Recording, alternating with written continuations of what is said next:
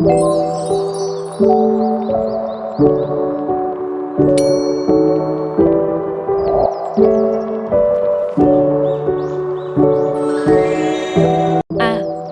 Iman kepada Nabi Muhammad SAW sebagai Nabi dan Rasul terakhir. Sebagai Nabi dan Rasul terakhir adalah wajib bagi setiap Muslim.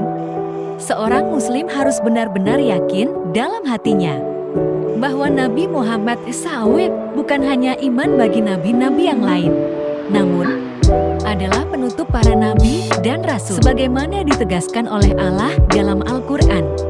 Quran Surat Al-Anbiya ayat 107. Hal untuk mengokohkan keimanan kita terhadap beliau diantaranya: 1. Meyakinkan bahwa risalah Nabi Muhammad SAW berlaku universal. Nabi Muhammad SAW diutus oleh Allah ke muka bumi untuk segenap jin dan manusia dengan membawa risalah ketauhidan. Hal ini ditegaskan oleh Allah dalam Al-Quran Surat As-Sabah ayat 28. 2. Meyakinkan bahwa Nabi Muhammad SAW penutup para nabi dan rasul.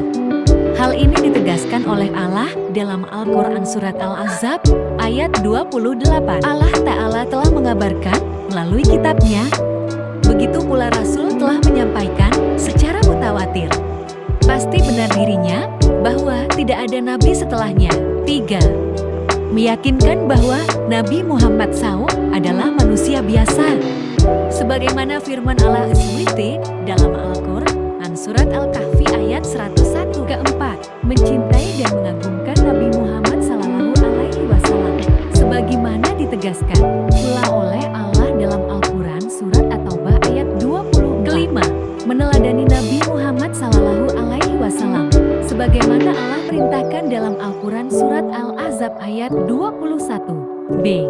Nubuwah dan risalah Nabi Muhammad SAW. Bukti yang menunjukkan kebenaran nubuwah dan risalah Nabi Muhammad SAW.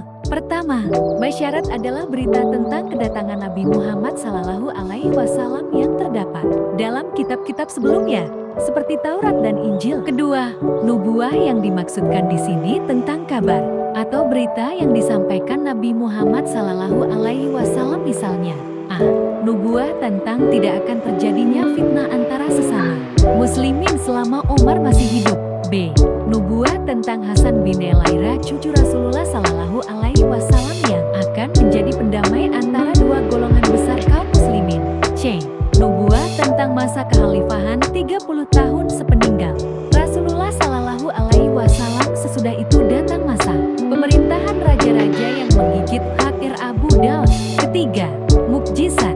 Mukjizat yang dianugerahkan oleh Allah kepada Nabi Muhammad SAW antara lain A. Al-Quran Al-Karim sebagai mukjizat yang paling besar dan abadi. B. Keluar air dari sela-sela jari beliau yang cukup untuk memberi minum 1.400 orang laki-laki dan perempuan. HR Bukhari. C. Sentiasa dinaungi oleh awan yang melindungi beliau dari pancaran matahari dan panasnya gurun pasir saat perjalanan ke Hijaz. C. Dalil nakli tentang kenabian Nabi Muhammad SAW.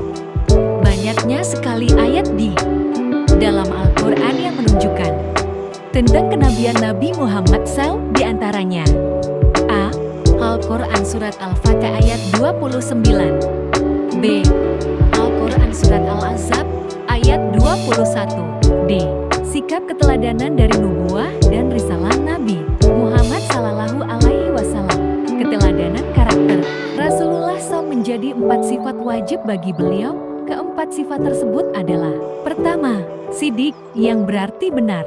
Benar adalah suatu sifat yang mulia, yang akhlak seseorang yang beriman kepada Allah SWT. Kedua, amanah, artinya benar-benar dapat dipercaya.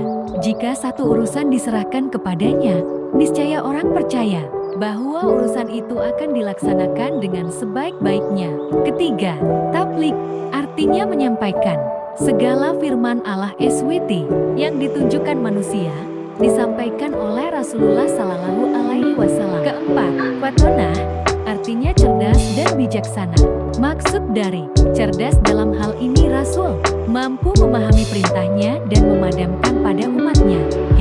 Contoh perilaku kecintaan kepada Nabi Muhammad Sallallahu Alaihi Wasallam. Perilaku yang mencerminkan kecintaan kepada Nabi Muhammad Sallallahu Alaihi Wasallam antara lain sebagai berikut. Pertama, membiasakan diri berlaku jujur baik dalam ucapan maupun perbuatan.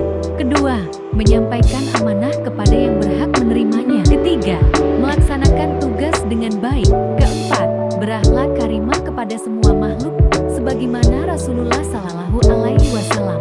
Kelima, menghidupkan sunnah-sunnah Rasulullah Sallallahu Alaihi Wasallam dalam semua aspek kehidupan. Keenam, banyak membaca sholawat kepadanya. Ketujuh, mencintai orang-orang yang dicintai Nabi Muhammad Sallallahu Alaihi Wasallam jika Nabi mencintai para sahabatnya.